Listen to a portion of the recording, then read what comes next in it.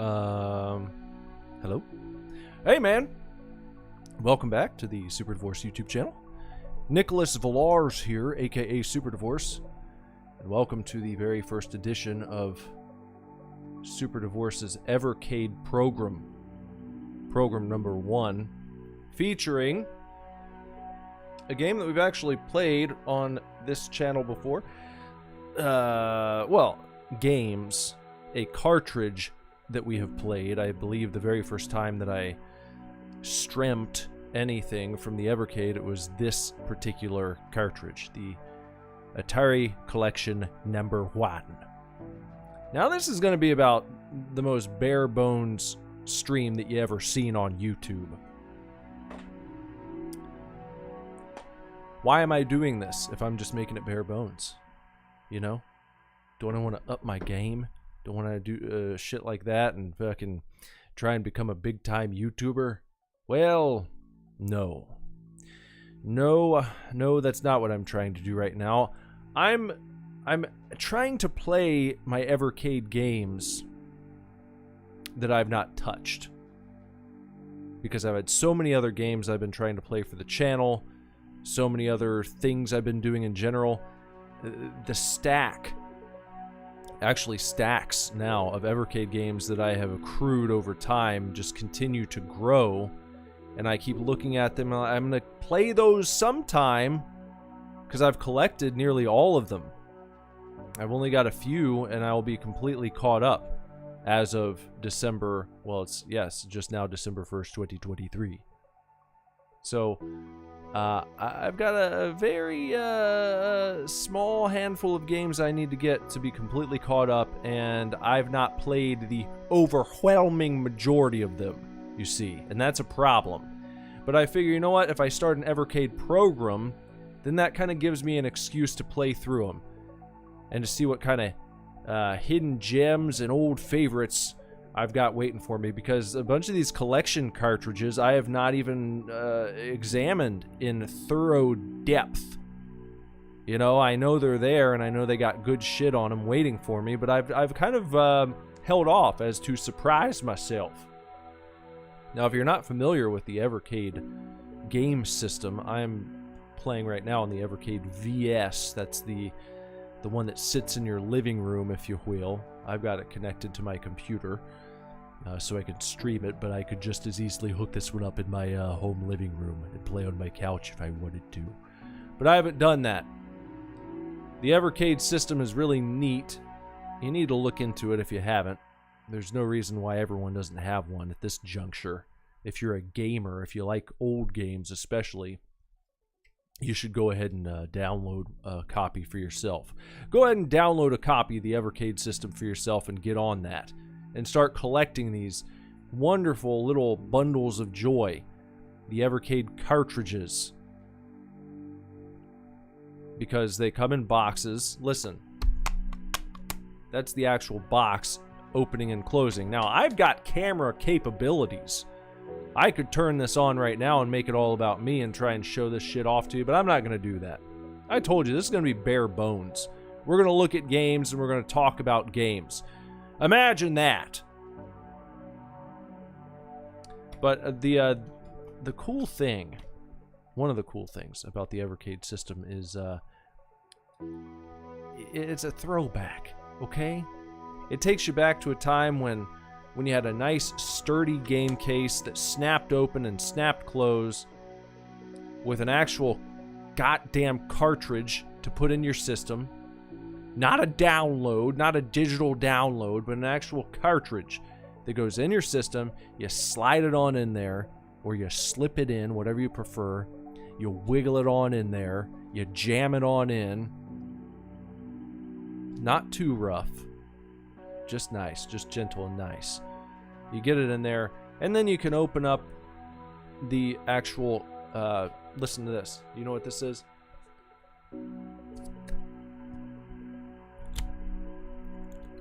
That's the sound of the booklet, because each cartridge comes with a booklet. And sometimes you get extra little goodies like stickers and buttons and all kinds of cool shit. So it's a neat approach to gaming in the year of our Lord 2023 when so much is done digitally and so much is done to take the power away from the players. Power to the players here with physical products that you can play even when your internet goes out. Imagine that.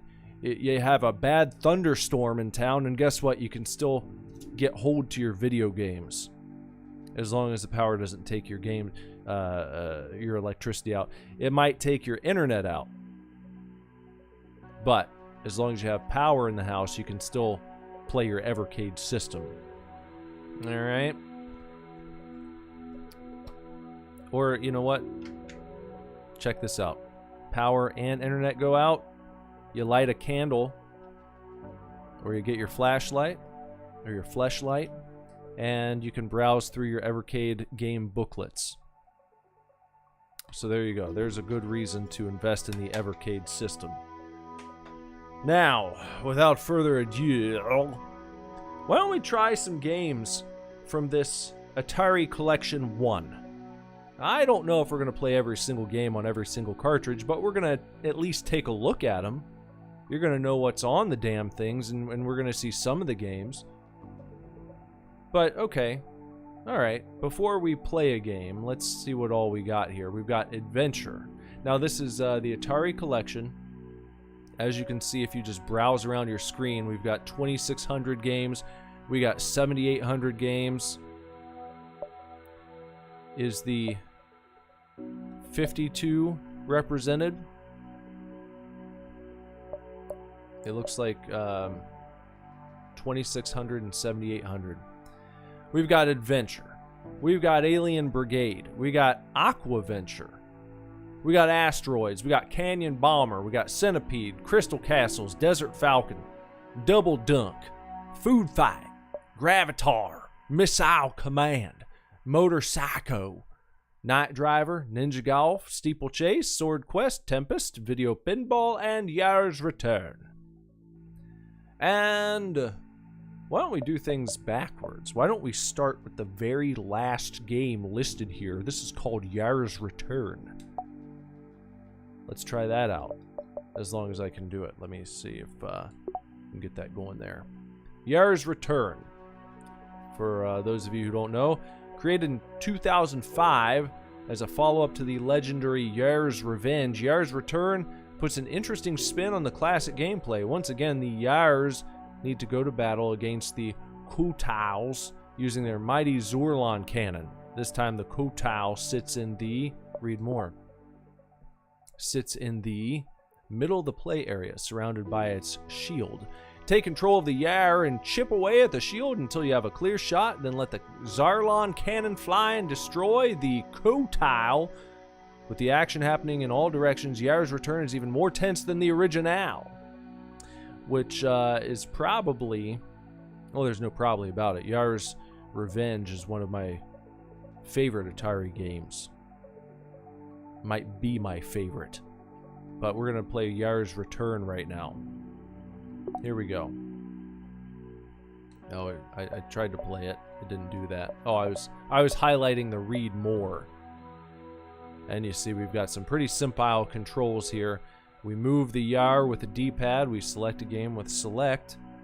And then we fire the weapon / launch Zorlon cannon with the A button. Let's give it a shot, please. All right. 2005 Atari. Here we go. Already in the mix. Already in the mix, coming at us. In case you're wondering, you cannot, I repeat, you cannot just hold down the A button. You can't do that.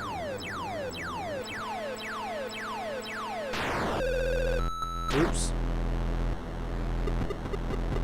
Sorry. I got distracted for a second. Heat that guy up a little bit. How about that? Oh, I didn't want to do that. Oh! For poopy's sake. Alright, now... Oops, I fired the cannon into myself. Damn it. Give me a second. I'm gonna get my bearings. No, I'm not. Yes, I am. Just wait. Just you wait. Let me make a clear path. Now, if I could just make a straight line, like the guy says. That old, that old shit for brains, you know what I mean? Who is that guy? You know the guy, the doctor? There we go. There we go. The doctor, I've talked about this guy before. On the old, whatchamashits. This might be really loud. I don't know, no one's in here, so I can't really check. I guess I could, hold on, just let me see how this sounds when I pull up the stream on my cellular telephone. Let's see real quick. Gotta test it out the old school way.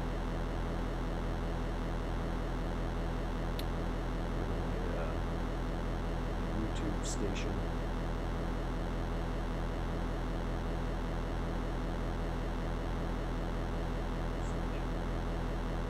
That's pretty loud. It doesn't look that loud, but it is. It's keeping that steady hum, and it's very, very, very overpowering and overbearing. So I'm gonna take that down quite a bit and see how that does for us.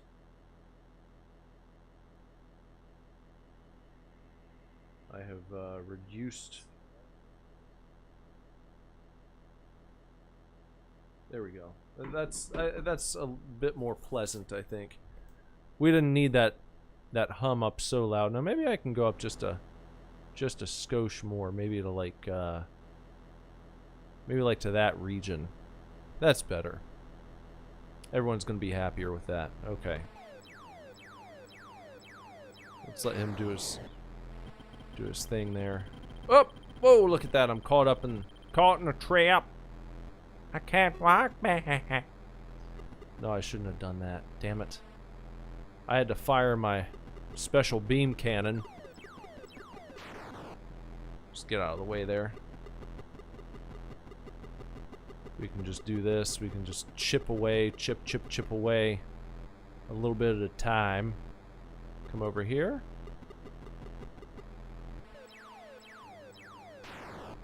Yeah, you stay right there. Don't worry about it. You just keep doing your thing right there, buckaroo.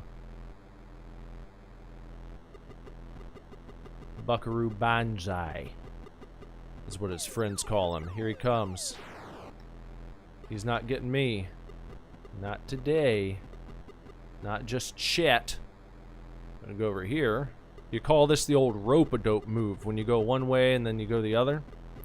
And that comes from an old English proverb, where there was a guy, he had a rope in his hand, you see, and he said, well, you know, I could do a few different things here with this rope.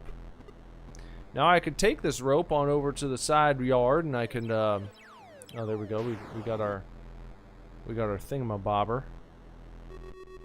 Got him. And he takes his rope over the side yard and he says, you know what, I'm gonna rope up some broncos over there in the field, because he saw some horses running around.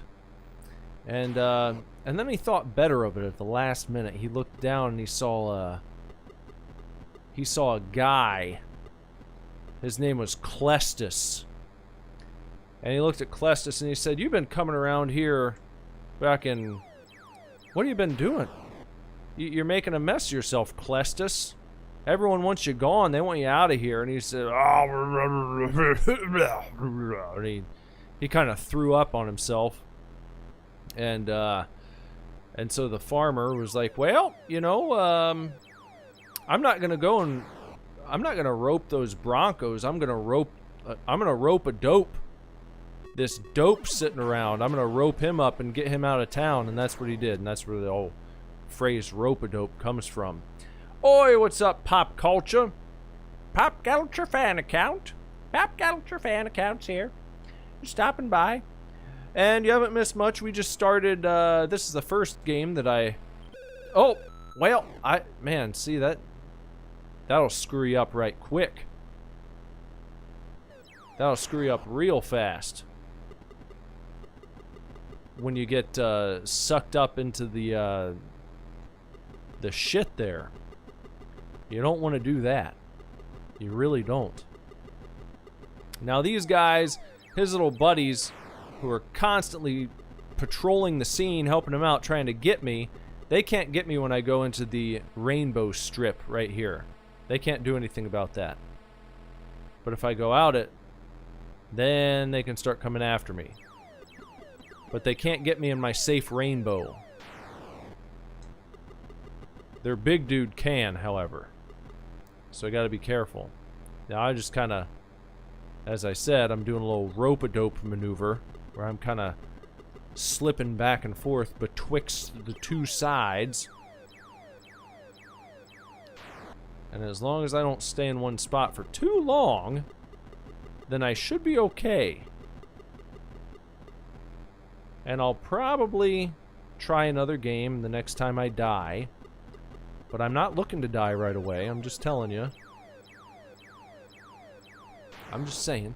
I'm just saying. You know. Just giving him the old pitter-patter. The pitter-patter of little tiny pellets shooting through space. Some of our greatest memories are made when we hear the pitter-patter of little toes running through outer space, trying to zap great and powerful enemies. It's one of the best things that we'll ever hear in life. So, if you have yet to experience that as a human being, just wait. You know, it's worth hanging in there for. You're gonna get to it someday. Now hold on. There we go. We got him. We got him. Down and out. Oh, I didn't want to do that just yet. I don't know why I did that. I don't need that. I gotta wait a second before I can use that one. Oh, he got me. Oh, I got one more life left, don't I? He was quick that time. That was quicker than I expected. But I'm just gonna open up a pathway on both sides here. Like that. Now this should work. This should be pretty good. This should be a good one. That gives me extra bonus points. If you get him when he's already in a spinning spunny, then you can get some extra points that way. Pop Culture drove 1,700 miles the last 2 days. That's a lot of miles to drive. Where you been going? Was it just a leisurely vacation? Did you... Well, I mean, no matter how you slice it up, driving 1,700 miles is not leisurely. But were you headed somewhere on a leisure trip? Or were you off for business? What the heck had you driving 1,700 miles, Pop Culture? Big Papa Pump? Big Papa Pump is what they call him, because he's pumping up his tires so much, because he has to fill them up every so often. When you drive that much, you're going to need your tires filled a little bit. You moved. Well, that's a big move. Obviously, most people, you hear about them moving, they're moving across town, maybe from one apartment complex to the other down the road, maybe a few cities over. Sometimes people move across state. They live in northern Ohio, they're going to move down south Ohio. That's a big ass move. I hope that, I hope you like your new place. It would be a real shit time to have buyer's remorse after driving 1,700 miles to a brand new home. And then you get there and you say, well, no, I don't like it here so much. I'm not really a fan. I hope that doesn't happen. Is it a nice place where you... Are you there yet? Oh, look at him. He's trying to be fancy. He's trying to be a fancy boy. Well, guess what? Got a little something for that ass. There you go.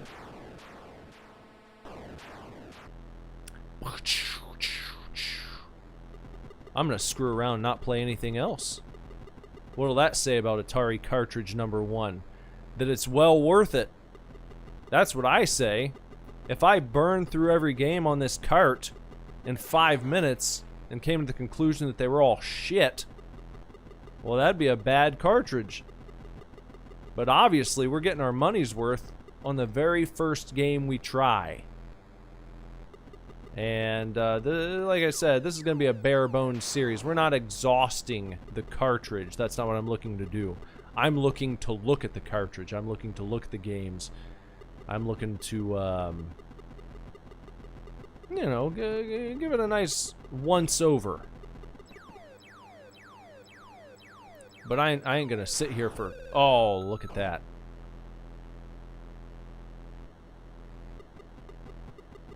I keep going. I'm having a tough time quitting this one. It's a very hypnotic game. No, I can't go from that side. That's not gonna work for me, brother. Oh. I like the controller on this thing, let me tell you that. The Evercade has a nice controller to it. Oh, oh, oh. Can I make it through here? This is a little dicey. And maybe right now. Got him. Woo! All right. What's up, Jorfus? Mr. Jorfus is here. All the way from Argentina. Has, wouldn't that be something? He hasn't confirmed where he went. Carrot, aka Pop Culture Fan Account, depending on how long you've been around these parts. Wouldn't it be something if Pop Culture Fan Account also found himself in Argentina now? Maybe that's the big move. Was all the way to Argentina. He liked your new president that you elected and decided to go on down and live in Argentina now. What are we playing tonight? We're playing Atari Collection 1 multi-game kart on the Evercade system. Since this is the Evercade program. The Evercade program.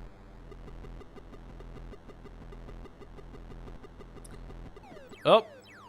Let's get on out of there. Let's get on out of that little shitstorm right there. Hey, Jess. My wife's joined the chat. Decided to stop on by for some Evercade program.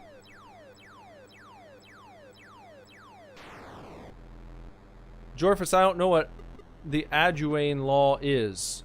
I know that your new president down there has a strong distaste for socialism and communism.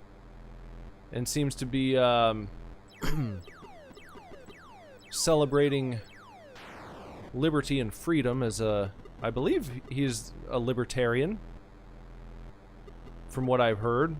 I don't know too much about the guy. I've just seen some clips. He seems very energetic.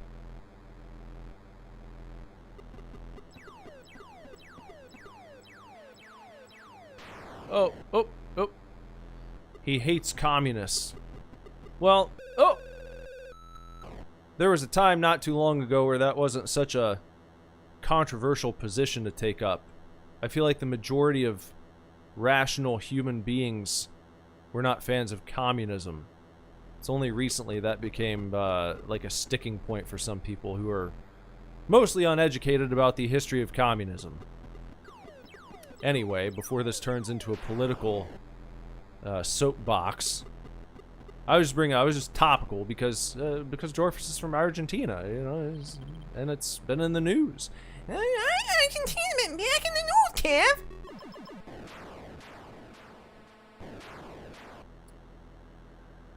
Oh boy. We are. Oh, look at his little buddies now. They're really zipping around the screen at me. They don't like me. Whoop.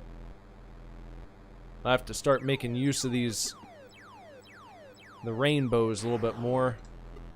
Oh, come on now. Gotta open my pathways, you know, so I can fire my special beam cannon at him.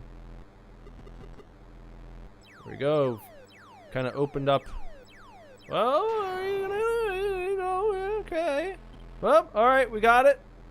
We got it. And... Ha! How about that shit? Jorfus says this game is confusing. It's not that confusing once you... Oh, well, look at that. I stumbled for just a second, and that's what happened. And now it's back to the beginning. See how slow they're going? Okay. So we'll, why don't we go ahead and, let's quit here, and we'll see what else we got. That's a fun game. Yair's Return. The sequel to Yair's Revenge. Well, that's fine. We got plenty of games you can make a joke about. Let's try Video Pinball. How about? From 1980. On the Atari 2600. Let's try. Alright, so here we go. And, I should have, there we are.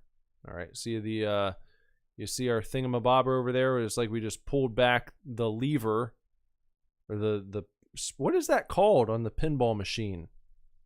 There's probably a technical name for it. You pull the launcher. What did I just pull back there? And then you press your A button here. Left on the D-pad here on the fucking Evercade system controller.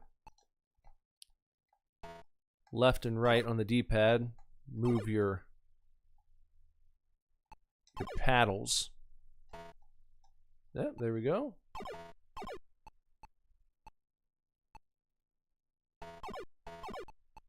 I like the sounds here.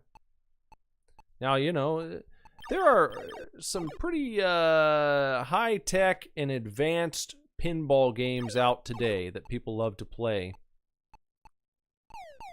Oh, man. So when you look at this one, you might think, well, this isn't too good. There's not much going on here. But for the time, I mean, to be able to play this at your house, to not have to pump quarters into a machine, just to have your buddies over, and you guys are gonna, you know, drink some Coca-Colas and play a few rounds of video pinball.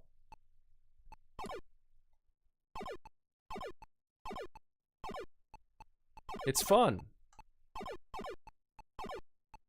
Like I said, you can't really judge it by today's standards. You have to think about what people thought was possible back in the day. You know, what kind of other things were going on in the world of video games? Because the Atari system itself, the 2600, it was really created initially to play like a small handful of games, like Combat and Pong. And the system initially was designed to do a very, I would say, small number of things. And over time, through the ingenuity of the developers, many different other types of games were created. Games that no one ever thought could or would be made for the system.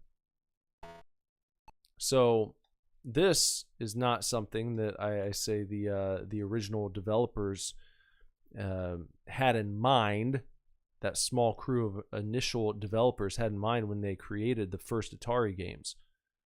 This came a little bit later. But it's neat to see what they were able to do.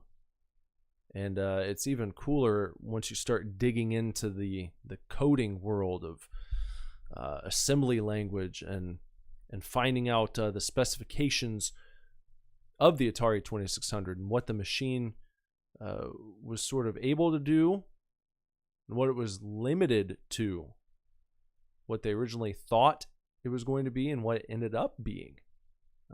Some pretty cool contrast there. But anyway, there you go. There's video pinball. There's not a whole lot to see there, but it's worth taking a look at. Jorfus's joke of the night. Where are neurons jailed if they commit a crime? Answer: a nerve cell. Ba-dum-bum. Thank you, Mr. Jorfus, for that wonderful, lovely, epilepsy-themed joke. Thank you.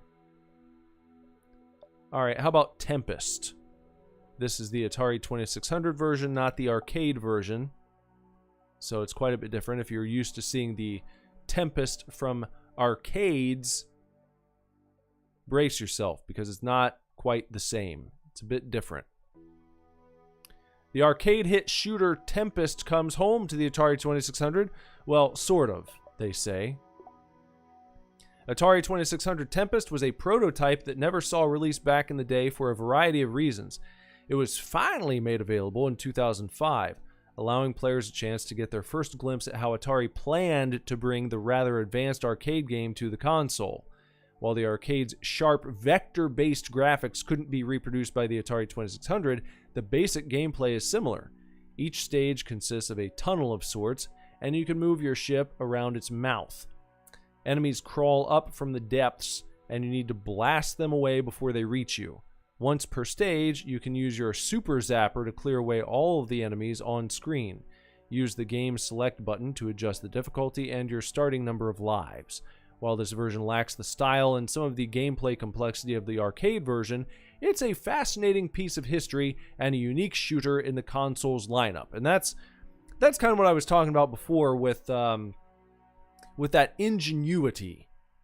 The developers who created games for the Atari 2600 back in the day obviously were much more limited in what they could create and what they could make happen on the Atari 2600 console, what they could show on people's television sets in their living rooms, was never going to compare with the visuals at the arcades on those machines that were much beefier, that were created to play one single game and one game only, and everything was dedicated to that game, and obviously with a big arcade cabinet, you're able to cram in more circuitry, more power.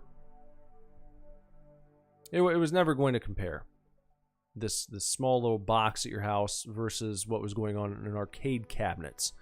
But it doesn't mean that these developers didn't test the waters, didn't test themselves, didn't take on a good challenge and say, all right, well, you know what? We got this sweet-ass game like Tempest with these vector-based graphics in this 3D world, this 3D shooting game that people love to play at arcades. Well, we can't make it look exactly the way it does on those arcade machines, but we can try to recreate the basic gameplay loop and give people that experience at home.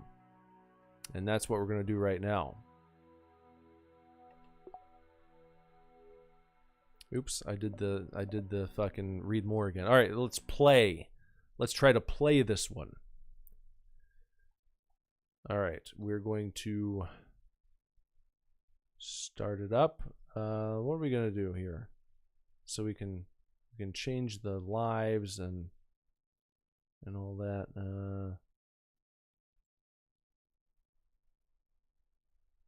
I don't know. What are we gonna go with? Let's let's do that. Let's see what happens with that.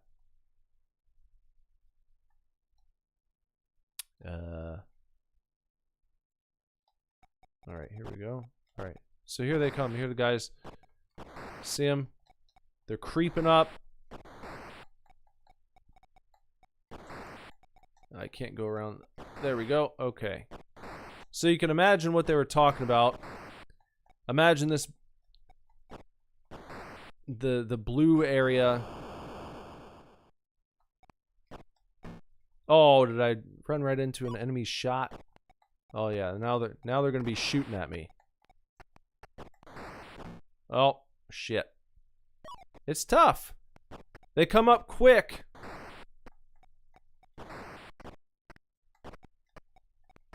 Yeah. I don't know how many I can let through. Or how this works exactly. So I can't... I was trying to explain that. And, let me try again. Okay, so... the enemies are creeping up from the abyss. We are kind of moving around the rim of this abysmal sort of there we go. Kind of a black hole type scenario. Now he's up. Now he's coming after me, and I can't stop him. What do I do if I want to use my...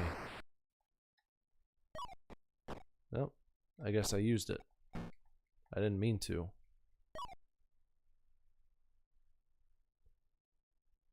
It's like an alien shooter, but 10 times more confusing. Yeah, I mean... I guess I'm not explaining it very well. You have to use your imagination. But I don't know exactly what happened to me on that time. These monsters are creeping up from the abyss. See what, like that guy, how am I going to get over there in time? That's kind of bullshit. But they said this was just a prototype. It never made it to home consoles.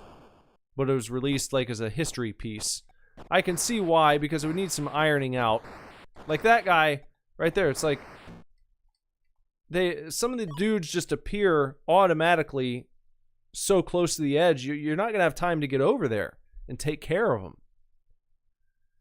So anyway, there you go. There's Tempest on the 26 hundo. Next up, Sword Quest Earthworld from 1982. Sword Quest Earthworld is an action-adventure game where you need to solve mysteries in pursuit of the legendary Sword of Ultimate Sorcery. You'll explore 12 rooms named after the signs of the Zodiac, each with its own trials and tests you'll have to complete in order to locate special items. You'll often need certain magical objects to help you overcome these challenges, such as using a lamp to illuminate the charging horns in the dark chamber of Taurus. Every so often, you might see numbers flash at you from after completing tasks. The sets of numbers refer to pages in a comic book that was included in the original release of Sword Quest Earthworld, and were used for a special contest. While that contest ended a very long time ago, Sword Quest Earthworld remains an enjoyable, if somewhat mysterious game all on its own. Figuring out which combinations of items you need to carry into each room in order to reveal all of its secrets is a test of wits and endurance. Only the greatest of champions will be able to claim the sword for their own. So here we go. We're going to try Sword Quest Earthworld. And they had a big-ass contest back in the day that they just alluded to in that...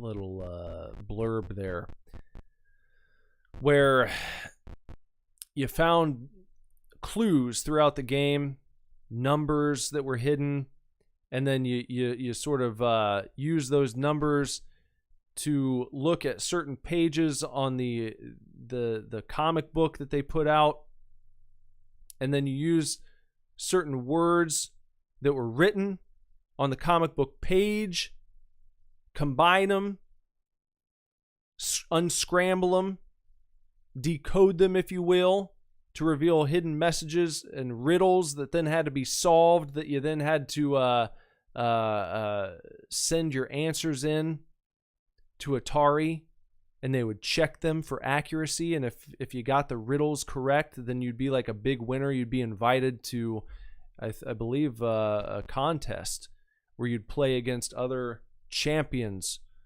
and then the finalist would get like an actual big expensive prize. I don't remember what the exact prizes were. There was like I think there was an actual sword that was given away. I think they did like a king's crown, an actual gold crown, an actual gold bejeweled crown, if I remember correctly, was one of them. Maybe a chalice in another case, but big expensive prizes if you were able to put the pieces together and become a champion of this game. But, you know, back then, you really had to put on your thinking cap. There was no internet. You couldn't just look up a walkthrough.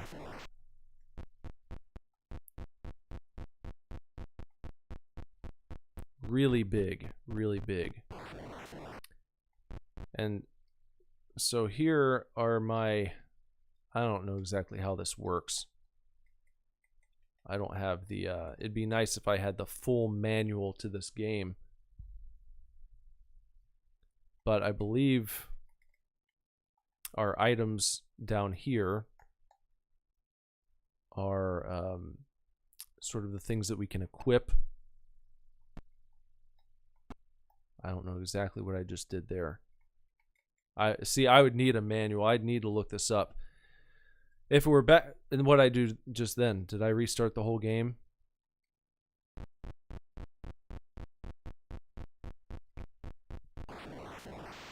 I mean, it's like a much more complicated adventure that I believe we'll play. We'll play adventure.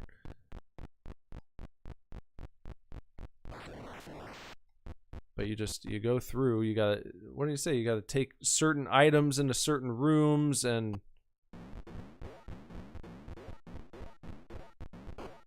this is like a Frogger section almost. Look at that. Look what's going on. You get knocked back. If I see, where am I going right now? I don't know. I don't know what the shit I'm doing. Can I at least make it across the road one time? What do you think these are, like, in the game world? I'm not an expert on this, so I don't know what the shit's going on. I don't know what this is. Do you know? Are they lasers? Oh, I almost made it that time. That's my task for this game. I just want to make it across the road one time. And then I'll find something else. Oh! Oh! Almost had it. Look, it can't even touch the top of your head. See the little tippy top that you got? You're almost like a Lego guy. But you can't even get... You can't get touched in the slightest. Oh, can you get over? Hey, we did it. Woo, I won. Now, you see how difficult that was to make it across one street? All these little icons mean something. And I don't know what. I don't know what they mean. I don't know what I'm supposed to do with them. But maybe someday. Maybe someday I'll take it upon myself to try to actually get through the Sword Quest Earthworld. Not just Earthworld, but all of the Sword Quest games. We'll see. Alright. Steeplechase. Steep steeplechase. This has action, racing, varied hurdles, and 3 skill levels. What's it all about? Steeplechase is a split-screen horse racing game. The object is to be the first player to advance your horse to the right side of the screen. You'll approach hurdles of different sizes that you'll have to jump and clear to stay ahead. If you hit a hurdle, you'll lose some ground as your horse gets back on its hooves. Up to 4 players can play at once. Each player should press the jump button to join in at the start of the race. Any horse is not controlled by a player will be taken over by the computer. May the best racer win. Use the select game button to toggle various difficulty parameters, including the skill of the computer opponent and the intervals between hurdles. Modes 3 and 6 provide the highest challenge, so only master jockeys should apply. Well, I don't consider myself a master jockey, but I think I'm good enough to give it a shot, please. Maybe. So you can use the select button. We're going to start with level 1. Why don't we? And let's start. Are we going to start? Oh, there it goes. All right, here we go. Trotting along.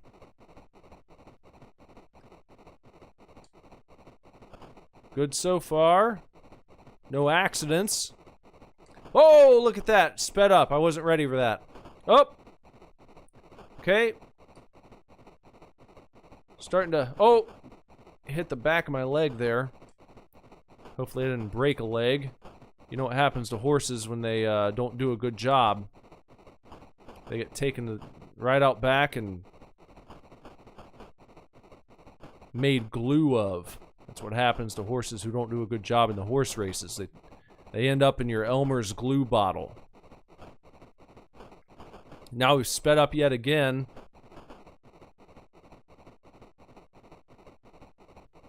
Oh, one thing the Atari 2600 was capable of was pixel-perfect graphics, basically. Even though it didn't really use pixels. That's a complicated conversation, but the hitboxes and such, very accurate. Very accurate. I got it. Should I try the next difficulty? We could try one more. Why not? Or does it automatically take it up for you again? Oh. See if the difficulty increases. I can't imagine they would just have you play the same difficulty level over and over again. Whoop. We got William Afton up top. Look at him. On his purple horse. Oh, there it goes. Had a speed increase. Oh. I just don't want to wait too long to jump. Keep hitting that back leg. That's the problem. Ah, look at that. Come on. Stop hitting your damn back leg every time. It's a real nuisance. There it goes. Oh, they're coming quick now. That seemed like it was about the same difficulty. Okay. Let's just try to kick it up all the way to 6 and see what happens. Why not? Why would I be a baby? Let me just try.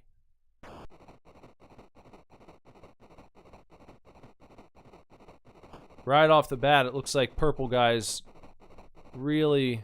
Oh, well, is he? Is he the best? Look how far back I am now.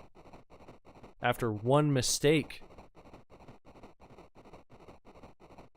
These guys mean business now. I see why they say you gotta be the best of the best to play on this difficulty. Look at them. They're not even... Jeez. Well, there you go. You can't miss. You can't miss in that difficulty level. Alright. That's enough horse racing for me. Time to try Gravatar.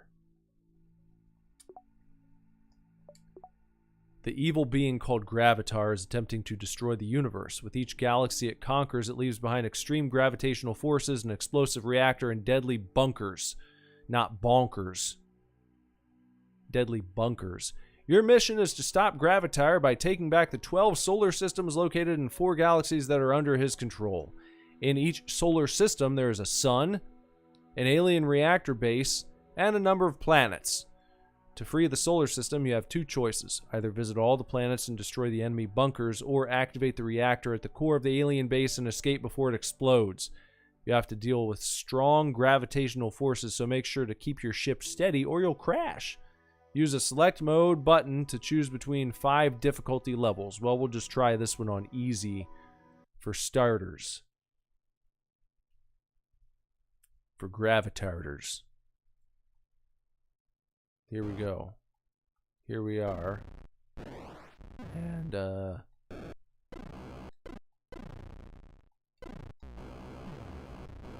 on, let's not do that. Whoa! What?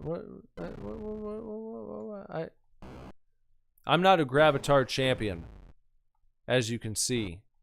My knowledge of Gravitar is very limited, so I'm not quite sure what I'm supposed to be doing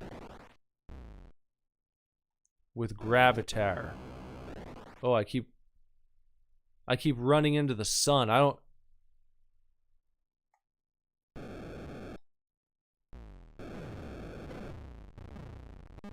Okay, now I've gone somewhere else here. What am I just exploded. Is this kind of like a lunar lander scenario?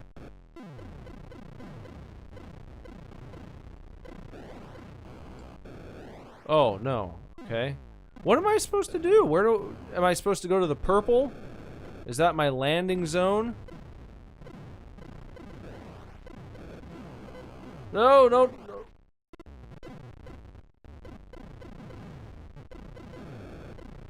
I can do that. Nope, and then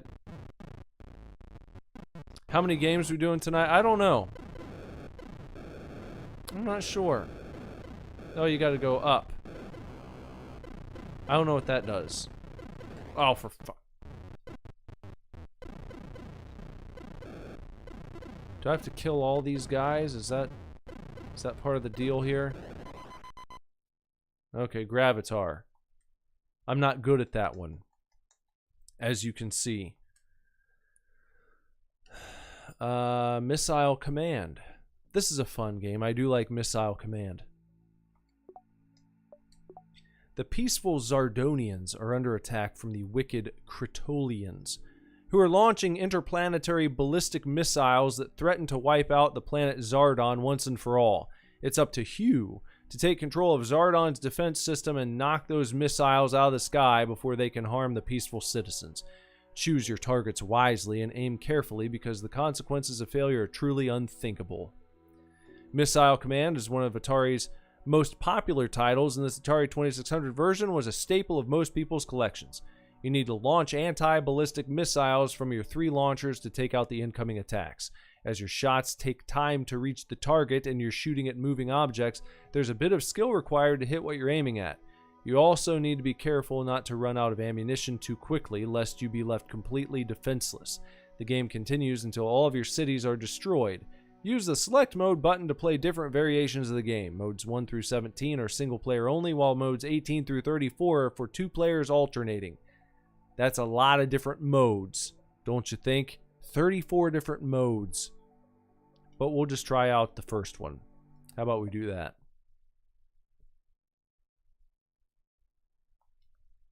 Okay. Here we go. So you gotta blow up the guys before they reach your town.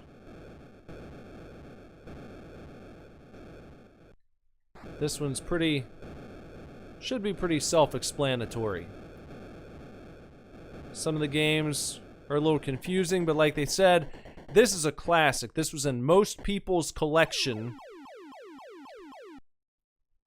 if you had a 26 hundo back in the day, you probably had this game. And for good reason. It's one of those pick up and play, have a good time. I will say, playing with the D-pad feels a little bit chonky. It's a little wacky. Not as smooth as, you know, playing with a joystick. Or what have you. But it's not impossible.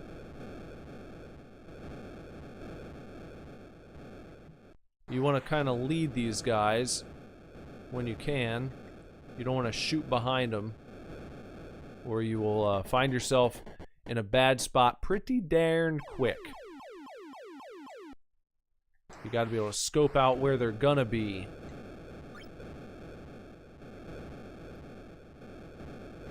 Like throwing a pass to a receiver in the game of football. Football Norteamericano.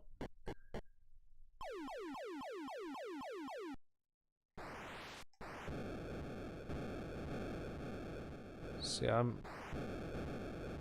Oop. Oh, a little bit behind him. Oh, come on there. There we go. They're coming quick now. Uh-huh. Haven't taken a single hit yet. Not too bad. It's gonna happen soon, though. See, they're getting... Look at that.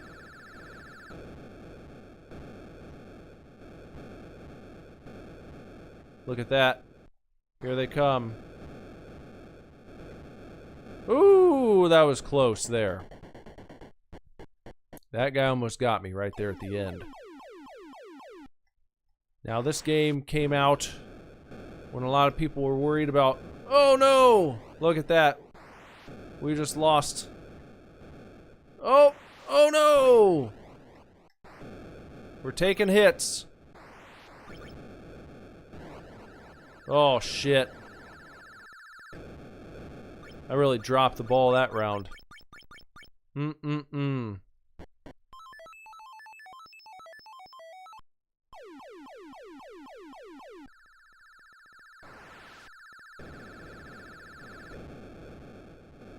Got kind of lucky there. Oh, darn it all. Oh, gosh. Oh, now.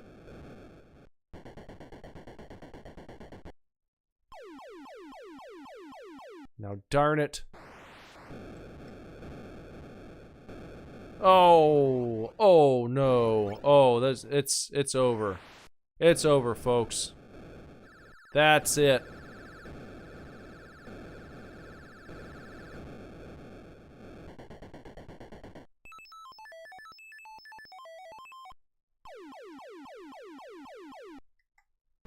My time's almost up here. Ah, yeah, see, look at that. Not good. Not too good.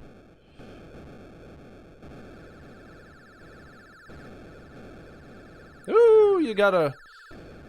Oh, no, I didn't... Oh, doing a bad job leading.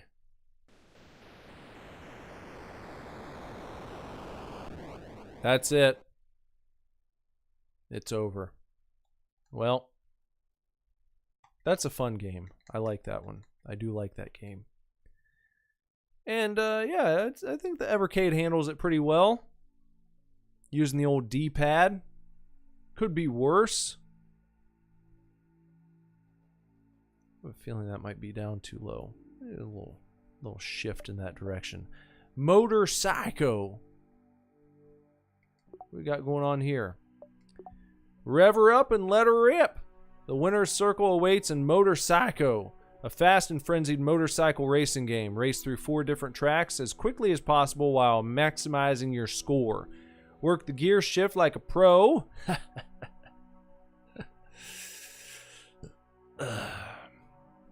And keep your eyes on the road because these bikes have no brakes. Hit ramps at high speeds to launch yourself into the air, but watch where you're landing. Beat the clock and the other racers to rack up the points and prove you're the wildest of them all. I'll try. Motorcycle. Alright, for the 78 hundo.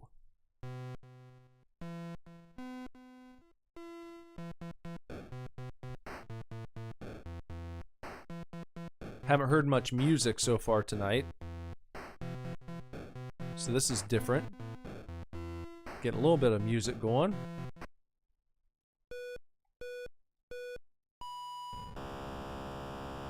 I didn't check out the controls. I think it's gonna be... Whoa, look at that. Oh, there we go. Okay. Whoops, what happens? Well, I didn't want to do that. I just started over. On accidentally.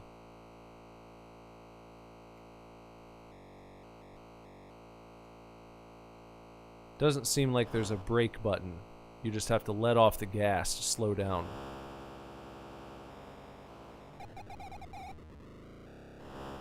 And you really slow down if you hit that grass. Now how about the jump? I don't know what that does for you.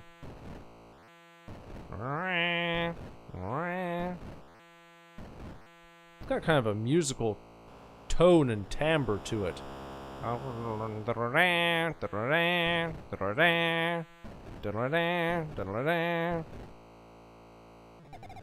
Yep. This guy really can't handle the grass at all. What happened? What's up? Game over? Why? Hold on a second. Let me look at something. I just want to see something real quick. Controls. Jump, accelerate, steer / gear shift up and down. Oh, I don't think I was shifting gears. Let me try one more time with that in mind. Up and down on the D-pad to shift gears.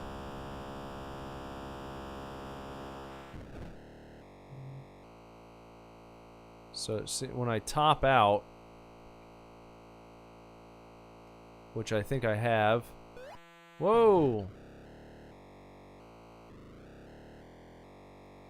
Oh, ooh, ooh, boy! Complete blow up. Not just my bike. Then they had to get another guy in here who looks like me.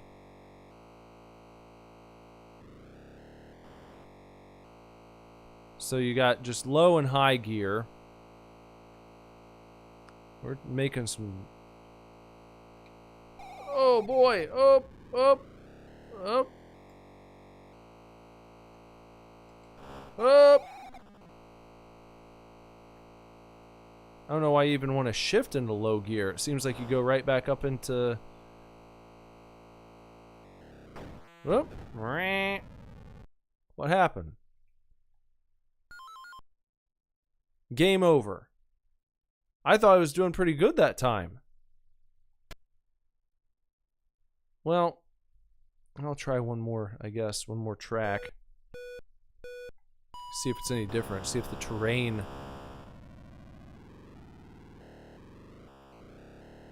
Okay, when you shift gears, you can see some smoke coming out from the exhaust, or maybe that's electricity. Maybe you're on an electric... Oh, boy! You run into a guy, you blow up. Gosh. That's pretty violent. That's really nasty. Oh, my God. Okay, well...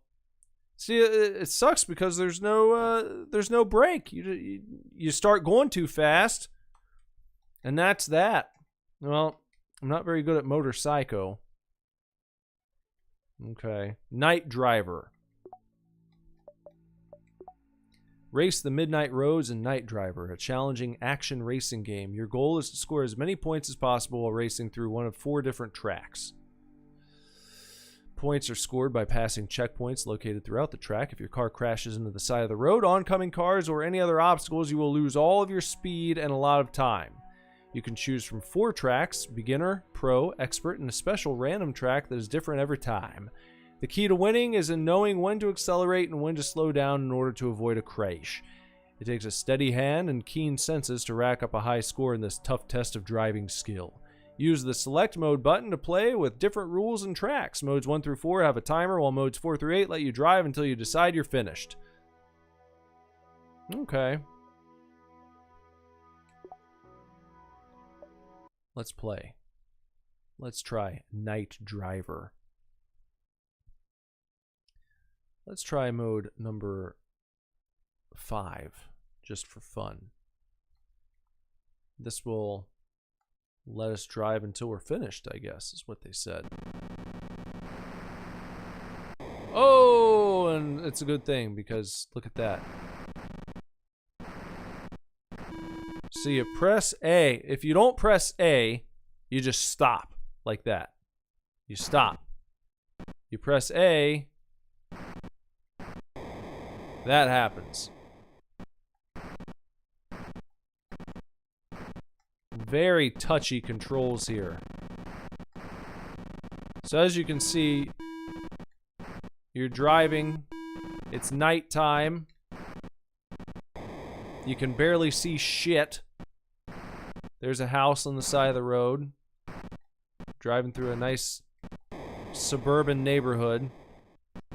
Except you keep crashing into the power boxes. Man, how could this is difficult. You have to really. Oh, look at that! I thought I had it going for a second, and then I was humbled quickly. Woo, boy! Let me see if I can. I just want to maybe. Hold on, did I choose number? I just want to go to number 1 again. Let me try that. See if this is any easier. This is option number 1, so I would assume this is the easiest. Now, does the 2 up there mean that we've kind of no 3?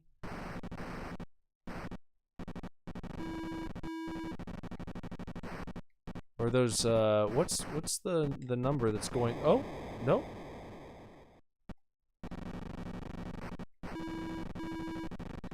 I guess that's our score. And over on the top right, that's the time counting down. That's our ticker.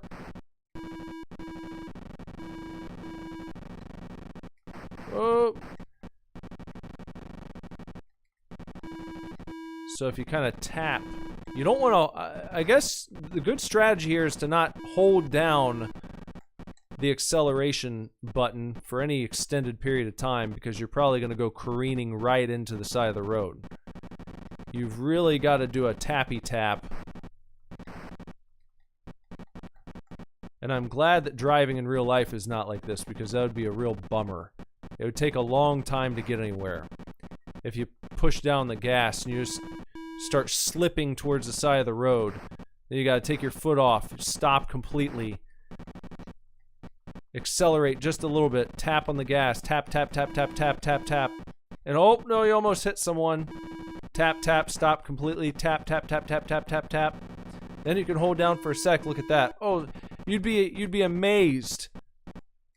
Anytime that you got to drive like 20 feet without taking your foot off the gas, you'd celebrate. But there we go. Okay, we got a score of 17. I mean, I'm not gonna lie, I think that's kind of fun. That's a kind of fun game, in my opinion. Night Driver. I think I like that better than Motor Psycho. Jorfer said, wow, epilepsy trigger warning. I think a lot of well, they say that about video games in general, don't they? Ninja Golf on the 7800. For 10 years, you've trained to be a ninja. Your master tells you that it's time to take the final, most difficult test. You must complete the game of death. You must play 9 holes of ninja golf.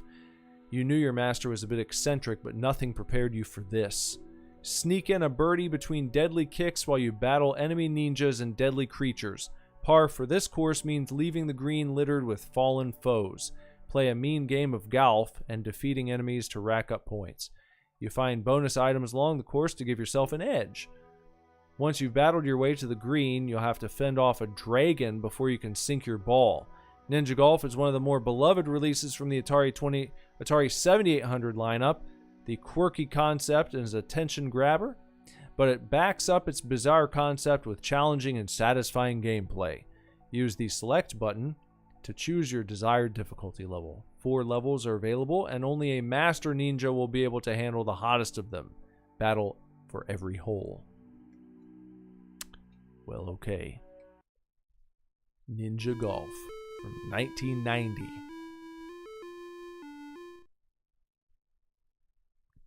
All right. We'll try normal. After many long years of ninja training, you are finally ready for the most difficult test of all. Ninja Golf. All right, how do we okay, so there's using the D-pad to move our aim. You can see that down there in the bottom left of your screen as I toggle my D-pad around. You can see the aim changes. I'm going to try and shoot it about right there. And oh, and then guys start coming after you. Right off the bat. Picked up a health. What is that? Like a oh, is that a gopher? Yep. Oh, a lot of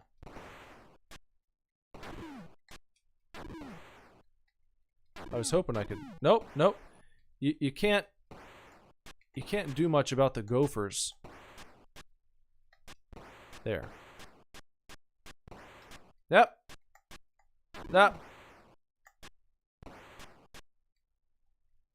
These guys don't stop coming, do they? There we go. Up. Get our up. Oh, come on. Why didn't I throw my shuriken? I thought I had more. Oh, do I not? I've almost made it to my ball. There we go. Okay. Now we can line up for another shot here. And I guess when I press A, that will be how far it goes. Got it on the green. Didn't I? What's that? A little bit of health. They didn't give me much. Alright, well, you know, take what you can get. We got big frogs to contend with now. Just jumped right through me, didn't seem to do anything. Oh, he got me that time. It was a fluke. But I just want to make it to my damn ball. I'm not worried about killing these guys. I mean, I will. Now we have to fight a dragon? No, I'm not there yet. Okay. No, get down and do something. With yourself, with your life. There's no mid-air kick. That's kind of a bummer. I would like a jumping kick.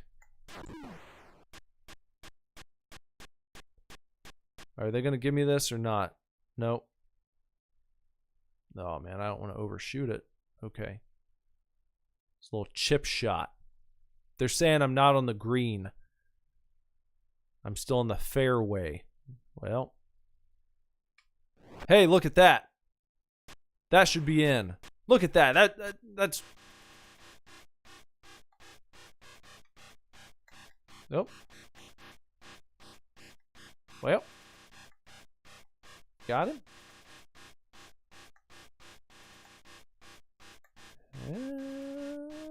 Got him. Okay. Little gripe right here. I always prefer an enemy health bar. You know what I mean? I like to be able to see that enemy health bar and how much damage I'm doing.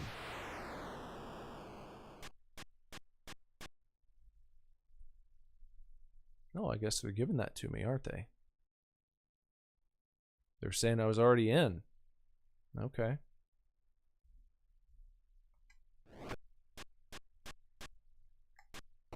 Now we got some blue ninjas, some red ninjas.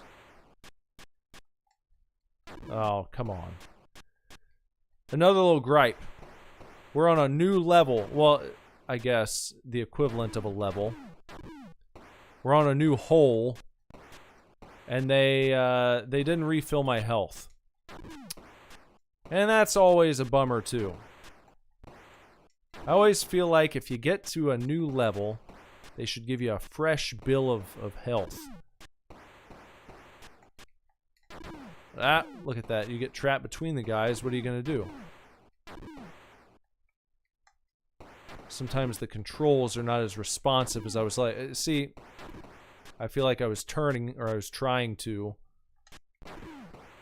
and it just wasn't picking up.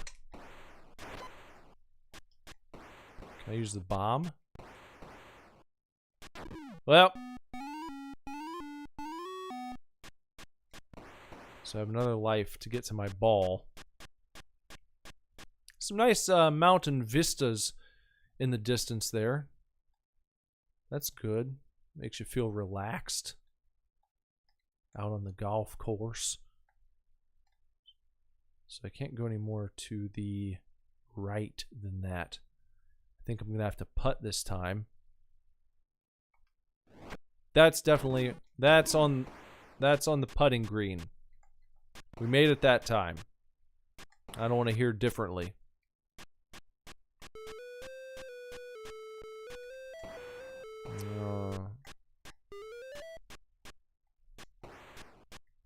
So when you're in the sand trap, you gotta fight cobras.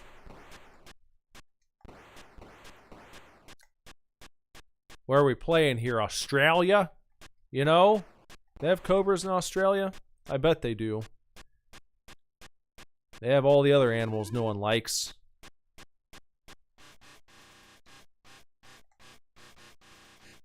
Two. That. 3. 4. 5. 6. 7. 7 shots. I wonder if is it 7 every time?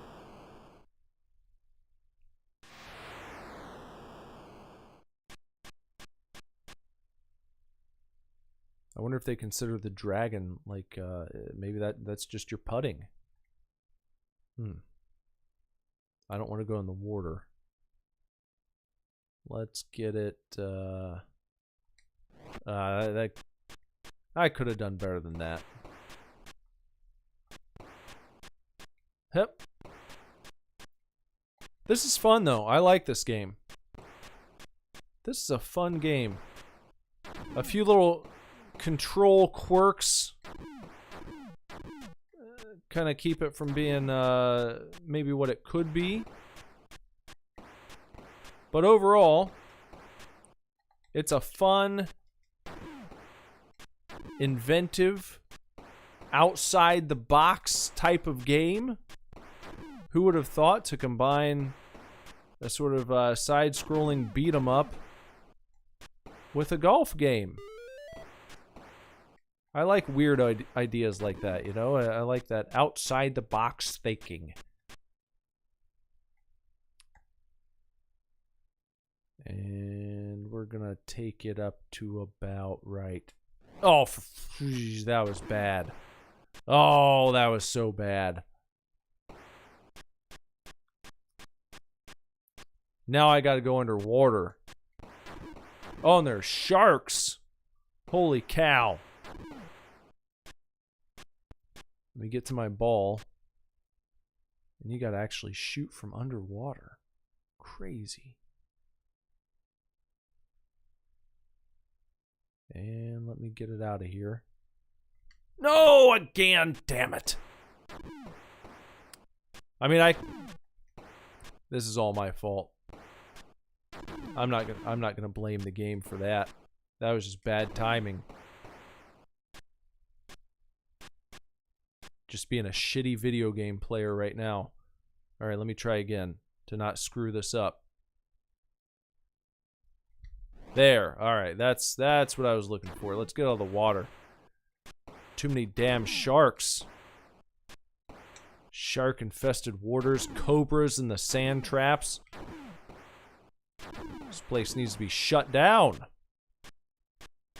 It's not fit for human play. Gophers everywhere. Not just gophers making the course look bad, but throwing shit at people. I wonder if they're actually throwing shit. Not just dirt. Alright. Let me get this where it needs to go. And it's gonna need to be...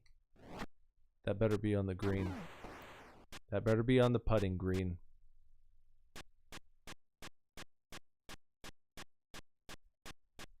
Yep. Nope, nope, nope, nope, nope, damn it. Oh, you son of a bitch. Alright, down to our last life now. We made it. 1. See if it's 7 again. Ah. Damn. This guy's... 2.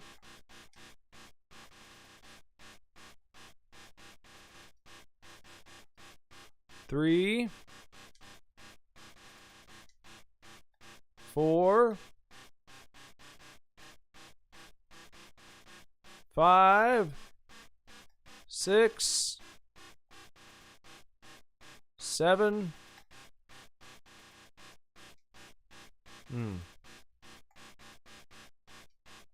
Damn it. Oh, what that?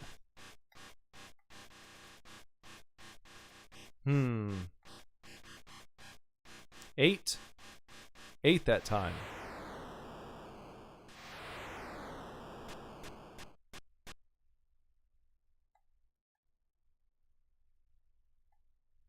Now, there's probably going to be something scary in the forest, I bet. Let's see. We're going right in the thick of it.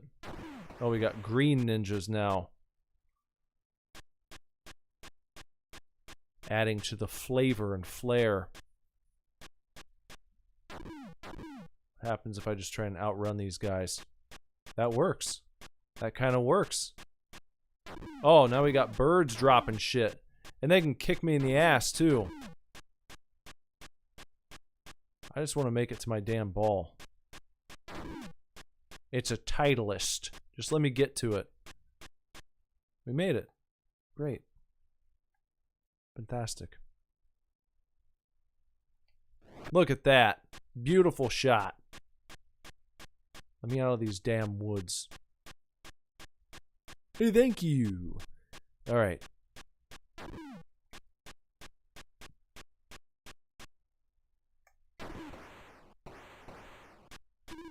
I guess the green guys are slightly camouflaged, so they might take you by surprise if you're not looking for them. If you're not ready. Woo! Look at all these dudes. I don't mean to bitch out, but you stay and fight, you're just gonna get attacked. Just butt whipped on all sides. Now, to my ball. Thank you. A little bit past it.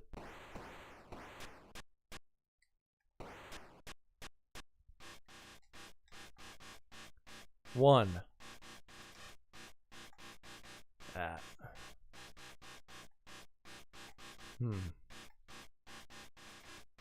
Nope. 2. 3. 4. Jeez.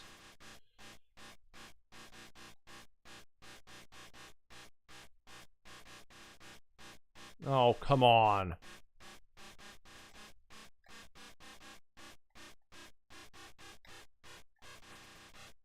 Five. Thank you. 6. 7.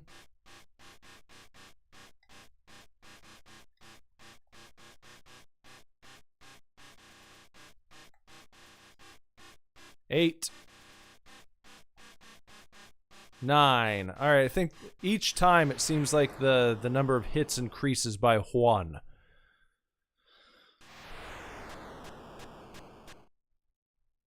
And I seem to be on my last life, I think. Not a bad shot. Yep. Just gonna try and jog it out. Yeah.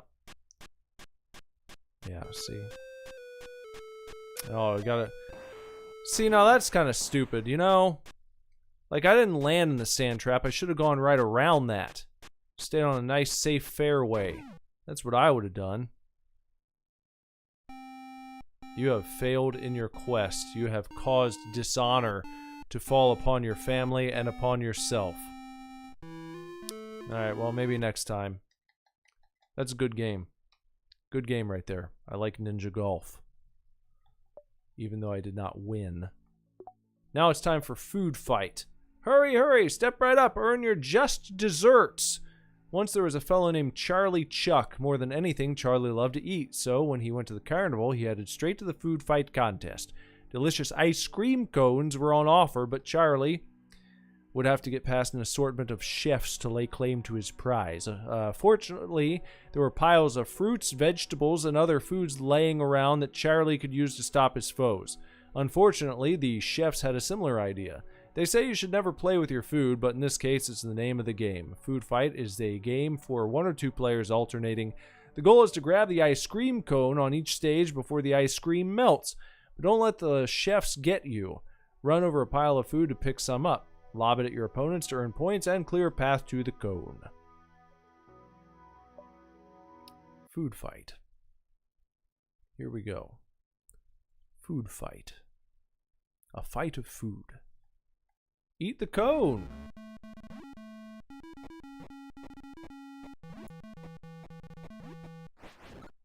There, I got some salad. Throw at the chef. How about that? Got the cone. Look at that eating animation. I like that. Nice and cartoony. Nice and silly. Oh, they're throwing pies at each other too. Got the cone! Oh, no, I didn't want to... What the shit? Well, I just restarted on accident. Because I pressed the Y button. Apparently that restarts the whole damn thing. Why would I do that? I wouldn't do that. Alright, fine. Fine. Oh, pick up some pies. Why don't I just... I'll throw pies. There we go. Okay. Oh, the ice cream was melting. I forgot about that. Alright. You want to cross the way here? Get out of here. Oh! Up! Up! Oh, no! Look, it hit my toe.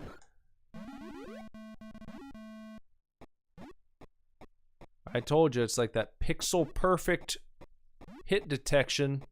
They're not messing around with it. Get away from me, pal. Oh, shit. You can't touch him either. Yep. Oh, I fell in the hole. I didn't realize that was a hole. Whatever. I want to try that again.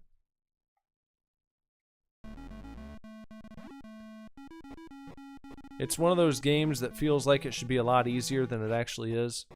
You know what I mean? Alright. Good start. Just grab yourself one food item in case you need it. Oh, it's fucking... I couldn't even dodge that. He was too close. Ha, get out of here. There. Now he's gonna try and block me from the cone. Look. Bunch of bullshit.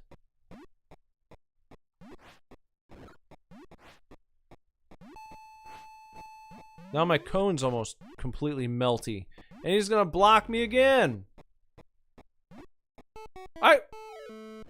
Oh, the cone melted completely. See? Get out of here. Alright. Got it. This time a pink cone. Get over there. Stop. Go. Toss. Cone. Stop, go, toss, cone. Fantastic. Fuck you. Fuck you. Fuck you. Fuck you. Nope, nope, nope, don't. There we go. Okay, no, there's... Nope. Hey, come on. Up. Yeah, just get the cone. Alright. Ooh, that was a close one. I got piece of slices of watermelon. Guy killed his own friends. And he fell through the crack. Yep. Watch out, pal. Get out of here. Let me get my cone. Got it. Let's see that again. Instant replay. They're showing me an instant replay. That's how good they thought it was. Here I go. Watermelon just flying all over the damn shit. Doing a great job right here. Look at it. Look at me go. You know what I don't think I've ever had? Is watermelon ice cream. Do they even make that? Oh, really? For real? Came over there, guys, hit by his tippy toe? Alright. Food fight's fun. Let's quit. And let's try Double Dunk. Double Dunk is a simulation of 2-on-2 half-court basketball. Teams have two on-screen characters, a shorter outside man and a taller inside man. In a single-player game, the player controls the on-screen character closest to the ball, either the one holding the ball on offense or the one guarding the opponent with the ball on defense. In two-player games, each player may control one of the two teams, as in a one-player game, or both players may play on the same team against a computer-controlled opponent. As one of the later releases on the platform, Double Dunk is one of the most sophisticated Atari 2600 sports games. While it is at its core an arcade take on this sport, there's a surprising amount of depth to the gameplay. Use the Game Select button to bring up the options screen where you can set various rules and choose between the different single-player and multiplayer modes.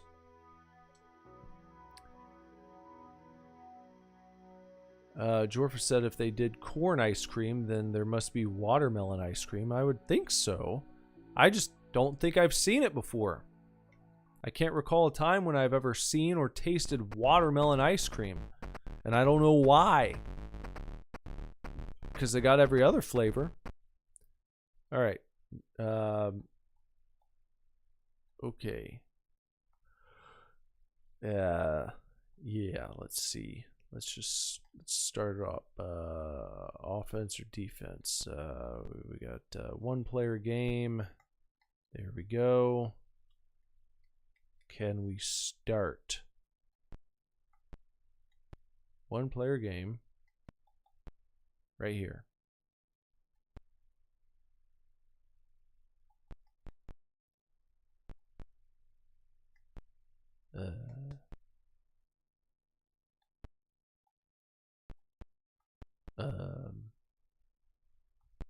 Yes. Here we... No, I don't think I'm doing that. What's going on here? I don't know what I was controlling just then. Where am I? Okay, I'm the green guy over there. Now I'm moving with the ball. I see. Okay. Let me take a 3-point shot.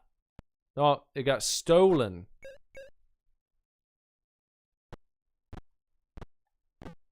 Well, you got stolen again. I can't even get a shot off. Take the ball. Clear the ball. Okay. What, travel? I tried to shoot it. Pick it up. Come on. They say clear the ball. Okay, let's do that. Okay, you gotta press the shoot button once to begin the shoot. Then you gotta press it again to actually take the shot, to launch it towards the basket. Okay, clear the ball. I want to hit a 3-point shot, man. Did they just never go in? Oh, I thought I had the ball for a second. Damn it. Okay. Let me have it. That just got stolen again.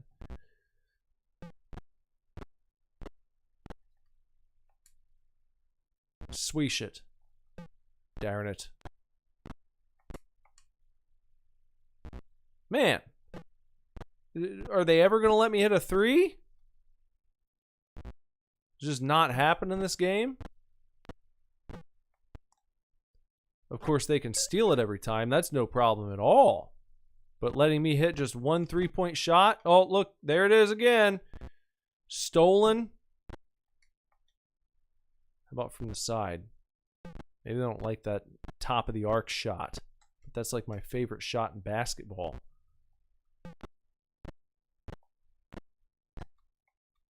Right there. I've taken like 53s. It's like the only shot I've taken. And nothing.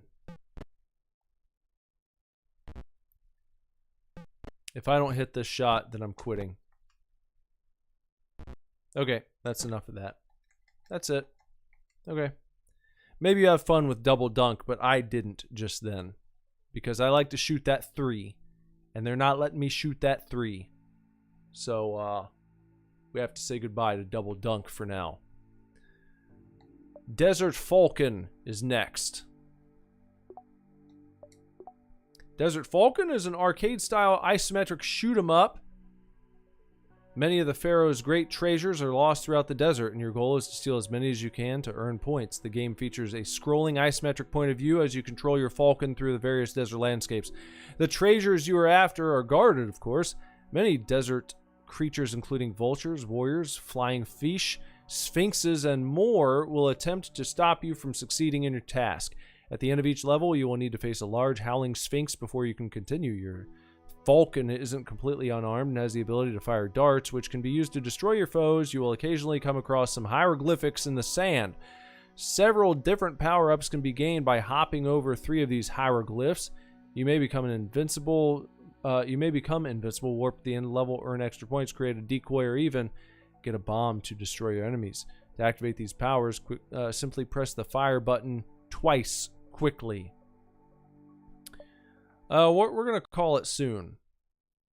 But now I've gotten so far in, I'm like, okay, well, let me just is that a hieroglyph? There's one. There's 2. There's 3. Instead of just do it twice. I thought I did that. What? Oops. Oh, I thought those were hieroglyphs again. Those are actual pyramids. Maybe those... That's what I need right there. Okay. What do we got with these guys? I don't know.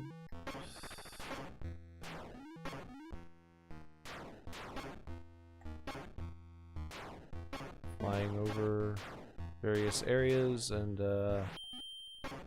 There's another hieroglyph.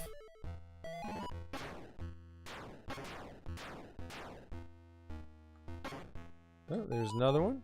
There's another one. I'm doing the double tap and it doesn't seem to do anything. I've got like 5,000 hieroglyphs. So I don't know what the deal is. I know I don't want to hit the pyramids. Oh! Got hit by a...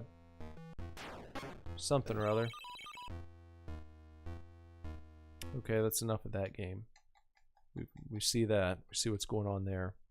With Desert Falcon. Everyone loves crystal castles. Bentley Bear is trapped in the crystal castles. To get out, he will need to collect all the gems located throughout the castle. When Bentley collects all of the gems in the current castle, we move on to the next, more difficult castle. Wandering throughout the castles are a wide variety of dangerous creatures, which Bentley should avoid. From time to time, a magic hat will appear. If Bentley collects the hat, he will temporarily be invincible to the castle's inhabitants. Use the select level button to choose your starting level from 1 through 8. I like crystal castles. I prefer the arcade version because Bentley Bear doesn't look much like Bentley Bear in this version. It's still okay. It's not bad. I'll just, you know, I'll try to get through one level here just for fun. Because I think I can do that. There we go. Oh, I missed a couple of them. There's one. I think that's the last one. All right, we got it. Good job, Bentley Bear. Crystal Castles. Not as advanced, not as pretty as Crystal Castles arcade version, but a worthy entry to the 2600 pantheon. And Centipede. I love Centipede as well.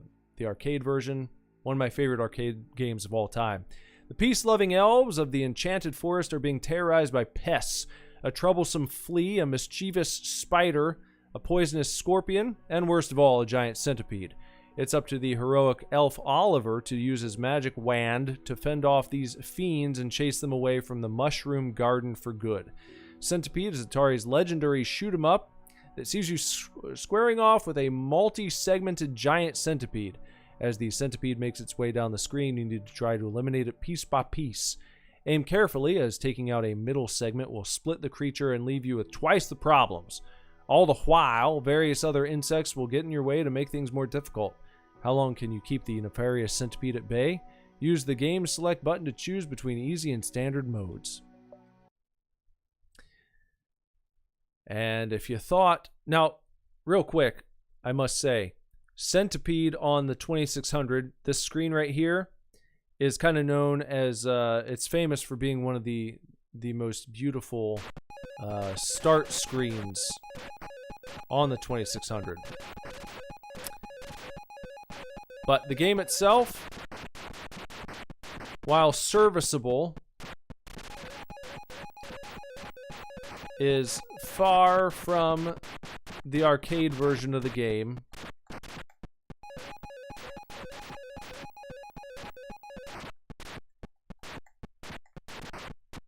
Much more rudimentary in its presentation, which is to be expected, given the limitations of the 2600. Talked about that earlier. But it still gets that loop down. It gets that gameplay loop going. So if you're a fan of Centipede and you only had the 2600 version to play, you know, I think, you know, you'd be happy to have this at home than not at all. Ah, see? But I will say, using a D-pad and not the trackball, that's what bums me out more than anything. It's not even the fact that it looks different. It's the fact that you can't get that satisfying trackball control going. That precision. Where you kind of become one with the game when you're playing at the arcade. You get really into it.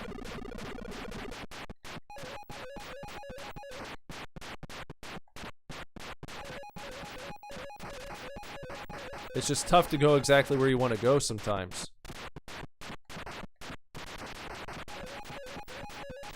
Alright. We got one more life left.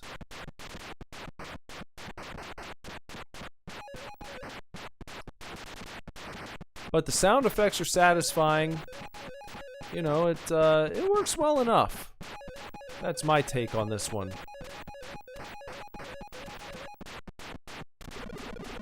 Centipede for the 2600. Better than not at all. Maybe not the most satisfying. Or not satisfying. That's not the word I was looking for. I don't even know what I was looking for now. It's getting quite late.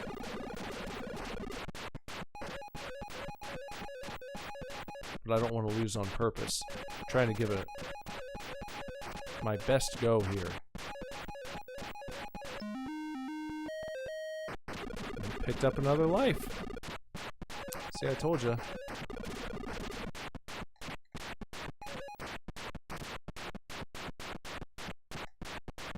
But this might be it soon. Yeah. Always those damn spiders.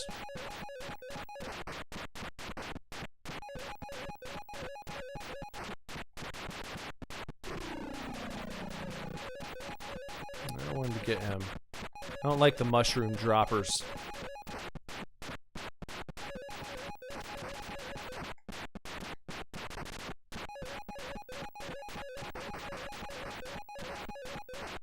Easy to get in the zone when you're playing this. Start becoming entranced. Stop talking. Stop feeding yourself. Whoop. Got him. Ooh, look at that. That was close.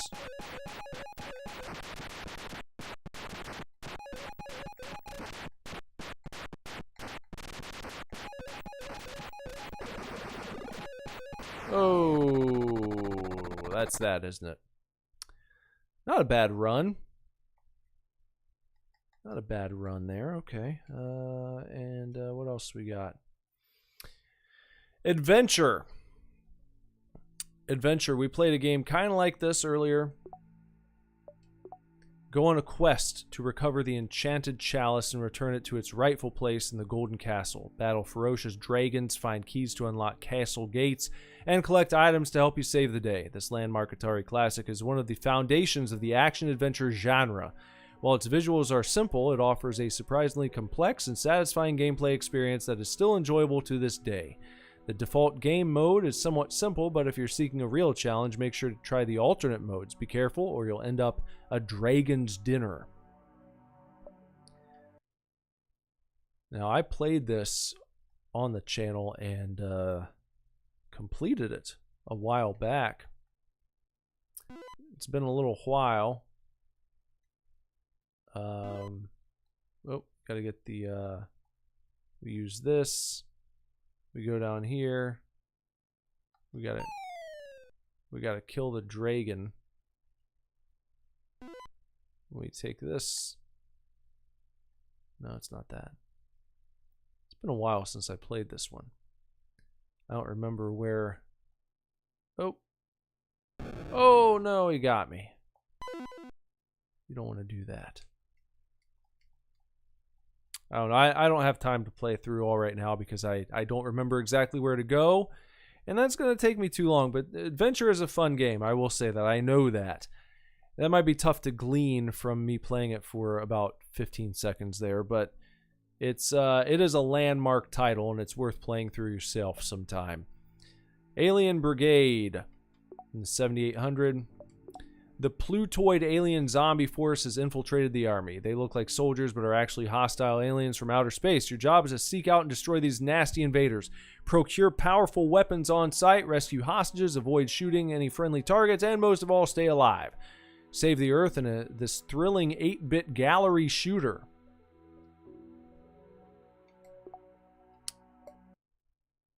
From 1990. Okay. It's a gallery shooter is what they call it. Kind of a proto first person type of game here.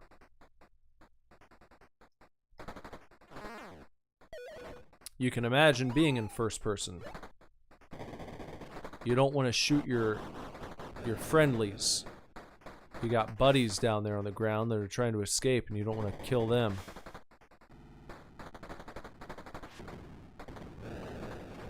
And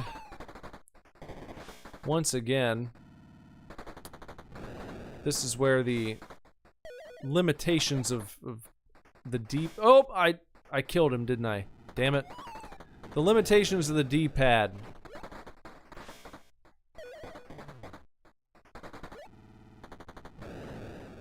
Where you kind of have to guesstimate where you're going to go on the screen. I don't know which... There's some guys, like, running in the background. Like, is that my friend? The guys without shirts on? Oh, fuck. Sorry, man. Sorry.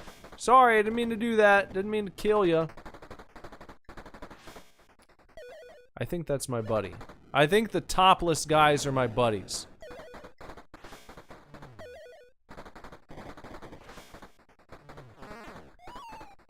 So you're fighting the aliens and you're fighting some regular dudes too.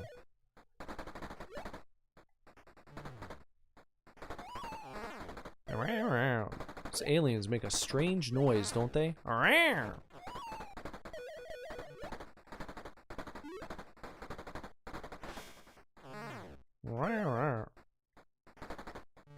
Oh, I didn't mean to do that, bud. See? I was just trying to get the power up. Or the money, or whatever it is.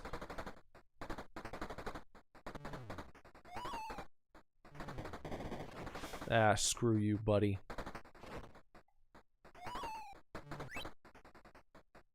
Hey, we let some guys out. I did a good job, kinda. I think that's a pretty good thing.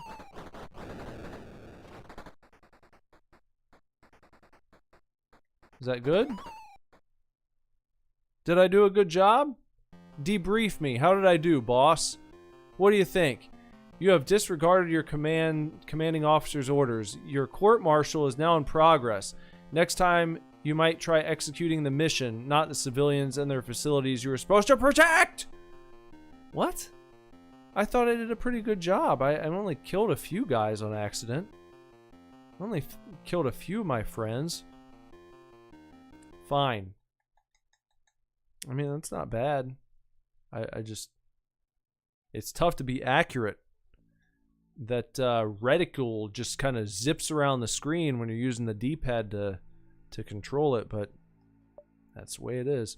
Aquaventure. That guy was a douche. Yeah, exactly. He didn't tell me what I did wrong exactly. So I failed the mission. Dive into the depths of the sea in search of treasure in Aquaventure. Battle against a time limit to reach the riches laying at the ocean floor, but watch out for aquatic creatures and other hazards that lay in your path. You can shoot them to clear the way and earn points, but be careful. They'll be replaced with faster, more aggressive creatures before long.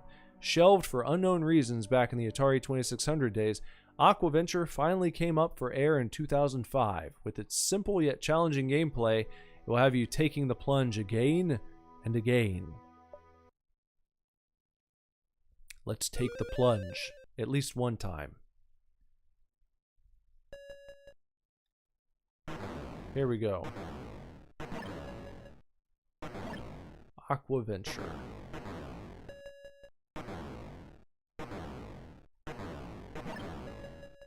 That turtle is going... Oh, do we have to make it down before the turtle reaches...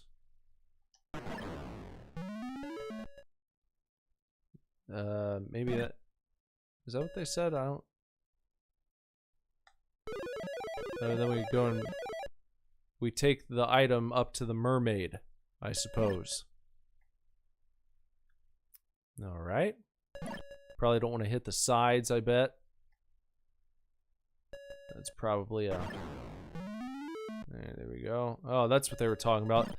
When you kill something, it'll be replaced by a faster enemy. That's the fish that comes swimming from the side. Let's get this up to the mermaid. Oh! I changed colors a little bit there, I think. It was tough to see. Alright. Down we go. Oh, oh! I like the colors in this game. Pretty fancy looking, if you ask me. Oh! Alright, up we go. There we go. Okay. The animation for the fishies, it's pretty cool. Kind of look like they're flipping and flopping around down there. I like the rainbow mermaid. She's fun too. And our dude with his harpoon. It's probably a harpoon. Probably got a harpoon here. Oh no. Alright, you get one hit and that's it. Those fish right there, those are my favorite ones in the game, I think. They did not phone it in animating this game. Very nice. I like it very much. I'm a big fan. Let's get up there, get yourself some air. Whoop, get some fresh air. Get up there with that mermaid of yours. Uh-oh. The turtle. Woo! That was close.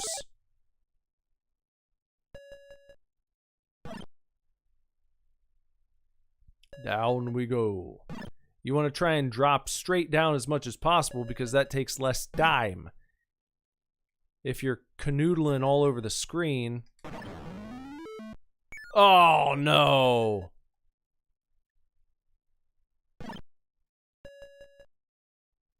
Nope. Alright, that's a good spot to drop. Keep dropping it. Drop it like it... Oh. Down my last life now. I like Aquaventure. This is a fun game. It's a fun challenge. And it's got some... Oh, man, I was right there. Breathtaking visuals for the 2600. One of the best looking games I've seen. Alright. Asteroids. A classic. Another arcade port. Out on a routine patrol, you suddenly find yourself in the middle of an asteroid assault. With deadly debris approaching from all directions, you have no choice but to vaporize the rocks for as long as you can. Equipped with your trusty blaster and a few other tricks, you'll need to make rubble of these rocks before they do the same to you. Stay alert, the asteroids aren't the only dangers out there. One of the most famous and beloved classics of the Atari library, asteroids stormed onto the Atari 2600 in style. With deep yet accessible gameplay and a variety of entertaining modes. Asteroids is a great game to play whether you have 5 minutes to burn or a whole evening. Toggle the mode switch to play with additional lives, different features, and access to the 2-player mode. Modes 1 through 33 are single player only. For 2 players, choose modes 34 to 66.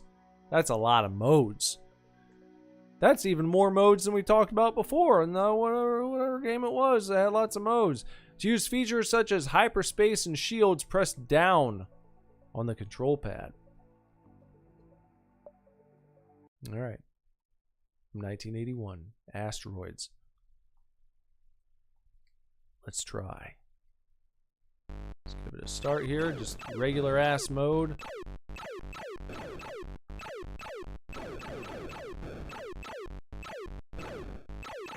I could play this one for a while.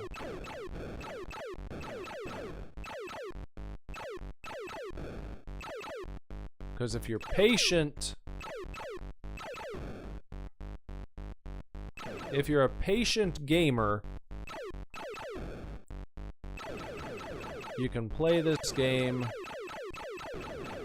for quite a while. The trick is to not be a fancy boy. If you try to fancy boy it and start zippy doo-dahing all around the screen, you're not gonna have a good time. If you mostly stay in one spot, like this,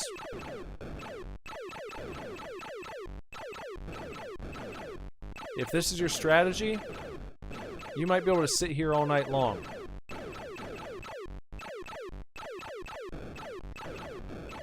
Because you know, you don't really have to worry about close calls and getting taken by surprise if you just keep yourself positioned in one sort of camping spot. It's tough to find yourself in less than favorable straits, if you will. You just pop a squat and do this.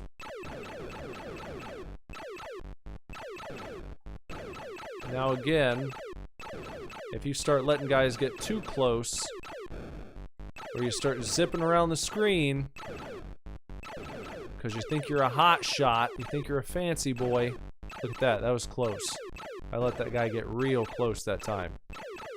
I didn't have to do that.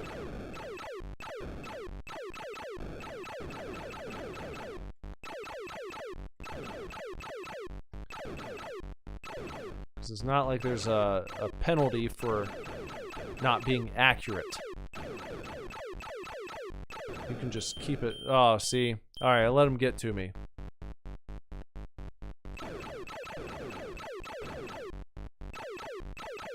Let him get a little too close.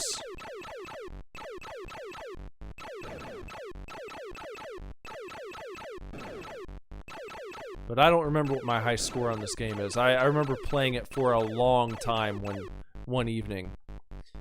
Where it said you can play for 5 minutes, like they said in the blurb, or you can play all night long. You really could, if you know what you're doing.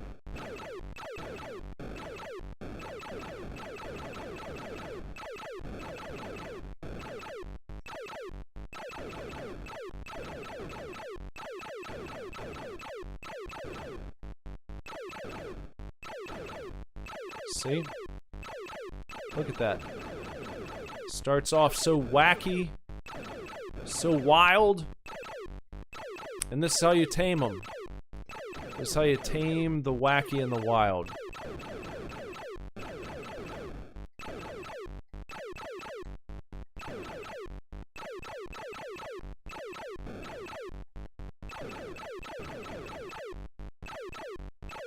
Okay, see, I'm gonna have to stop because I'll just keep going. They won't get me. They got me that one time, but I could have gone for a while, I think, with good focus. So last one. Here we are. Canyon Bomber. The 20th game we will have played tonight. When I started this, I was like, well, we're not going to see every game. And then I was like, well, I guess we will. Got halfway through and I was like, well, what the shit? Why not? Why not just show them all? Canyon Bomber. Take to the skies and test your accuracy in Canyon Bomber. Compete against the computer or another player to see who has the steadiest aim as you drop bombs on targets in canyons or take out ships in the sea. On its face, there isn't a whole lot to Canyon Bomber, but it's in the simple mechanics that the true brilliance of the game shines. Whether you're playing on your own or against another player, everything comes down to your timing and chosen target. Miss too many times and you'll find yourself on the losing end quite quickly. Try out different modes to play with alternate rules and targets. To play in Canyon Bomber mode, choose modes 1 through 6. For Sea Bomber mode, choose modes 7 or 8. Modes 1, 3, and 7 pit you against the computer. Modes 2, 4, 5, and 6, and 8 pit you against a second player. So we will just play mode 1 for right now, I think. Canyon Bomber.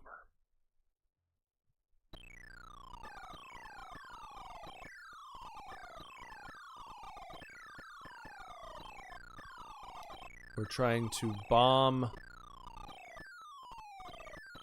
more of the canyon than our opponents.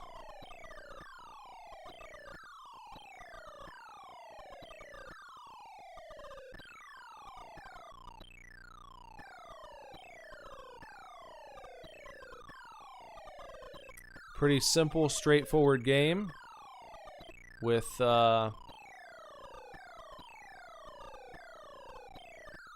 think some nice sound. Good sound effects. Looks like I'm doing a good job here. I've got the upper hand. I don't think I will lose now.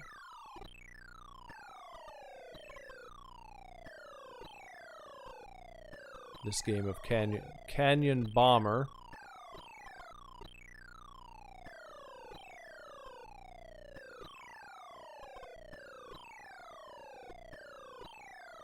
There we go. Okay, not many spots open here. Is that? That's that. I win. I did a good job. 364 to 286. Not too bad. All right, there you go. Canyon Bomber. And that brings us to the end of the Atari Collection 1 on the Evercade. 20 different Atari classics that we tried out this evening.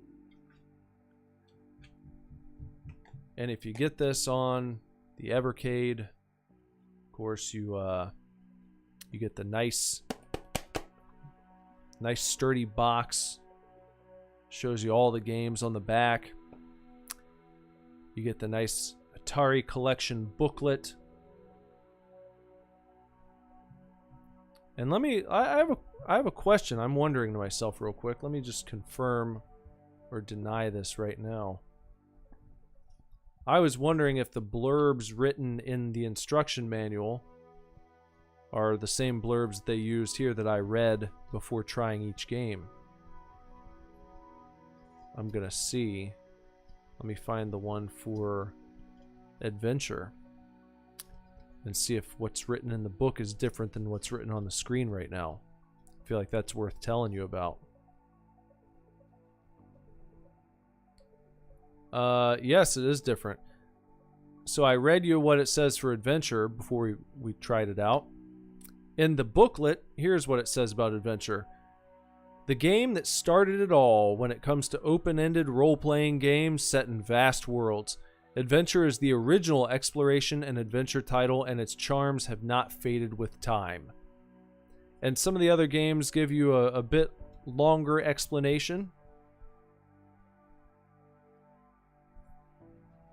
You get the controls in the booklet. You get developer, publisher, original designer, genre, version released, and then about the game for every single game in this nice little booklet included in the sturdy box. And of course the cartridge itself. So there you go. I hope that you will join me next time for Superdivorce'S Evercade program. I can tell you, it's not like Sega Mania. I can tell you what we've got coming up next time. This way I'll have the cartridge right on hand.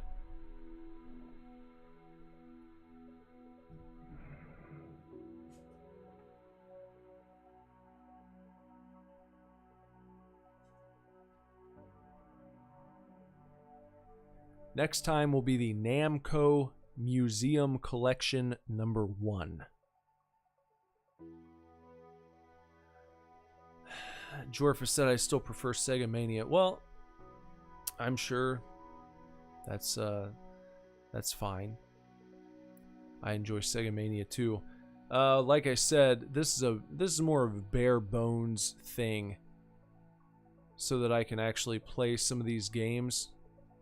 So I can play some of these cartridges that I've had sitting around and not feel bad. Like, you know, when I'm coming on and doing a stream, I can at least say, oh, well, you know, somebody might pop in and check it out, you know. Maybe grow the channel just a little bit. I have a hard time just sitting down and playing things just for fun. I do sometimes. I actually sat down with my arcade Atari console that just arrived a few days ago, and unfortunately the controls are a little laggy. They have nice joysticks that were bundled with the console. It's even got a little paddle, like a paddle knob for the paddle controls, but it's really kind of glitchy. Those paddle controls are supposed to be super duper smooth, and they're not. They like jitter across the screen. I was pretty disappointed. It was like one of the few times recently where I just sat down. I was like, I'm just gonna play something just for shits, you know. Had this new little Atari system arrive, just came out, tried it. The controls don't work right. Damn, what the crap. Anyway, we'll get back to Sega Mania. The only thing is, this is really easy to do, because I get the cartridge, I put it in the system, and I basically just start streaming. With Sega Mania, there's more work that goes into that, and I'm not saying that we're never going to get back to it, but I wanted to not only get through some of these cartridge games and try them out, but I wanted to get back to streaming because I've missed doing it. And this is it's an easy way to jump back in and just get some streams going and just have a good time and check out some games. But we'll get back to Sega Mania at some point. I just I've got a video that I'm working on right now that's taking some time. And I've also got a game that I'm working on. So lots of irons in the fire, as they say. And it's just one of those things where you have to kind of divvy up your time in a way that's appropriate for all the things you have going on. And right now, Sega Mania, it requires a little bit too much, because there's the review. There's the, you know, scanning the review and getting that up and going through and finding all the pineapple tidbits about the game, and it's a bit more of a presentation. So it's not thrown in the trash. We're not getting rid of it. It's just it's an ease of use thing at the moment. But we'll come back to it, and I'll let you know when. But I hope you'll hang in until then. That's going to wrap it up for tonight. So, until next time, probably for Evercade program number 2. Until we get to that, everybody, take real good care. Keep kicking ass. Love you lots. Lord willing, I'll be back very soon with another video for you to watch. Bye-bye.